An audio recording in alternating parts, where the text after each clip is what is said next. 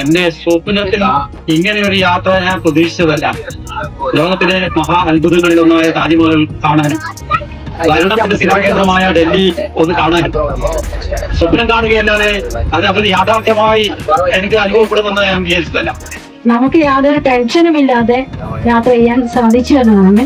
താജ്മഹലും കുത്തബ് മിനാറും ഒക്കെ കാണണം എന്ന വലിയ ആഗ്രഹമായിരുന്നു. ഇന്ത്യയുടെ പ്രധാന ചരിത്ര സ്മാരകങ്ങൾ ഉറങ്ങുന്ന സ്ഥലങ്ങളൊക്കെ കാണുവാൻ സാധിച്ചു. നല്ല രുചികരമായ ഭക്ഷണമൊക്കെ അറേഞ്ച് ചെയ്തു. ടെമ്പിൾ അതൊക്കെ അതൊക്കെ നേരിട്ട് കാണാൻ സാധിച്ചു. വളരെ സന്തോഷമുണ്ട്. പ്രത്യേകിച്ചു നമ്മളെ ഗൈഡ് ചെയ്ത് നമ്മൾ ഉള്ള ഒരാളെ മാതിരിയാണ് എനിക്ക് അനുഭവപ്പെട്ടത്.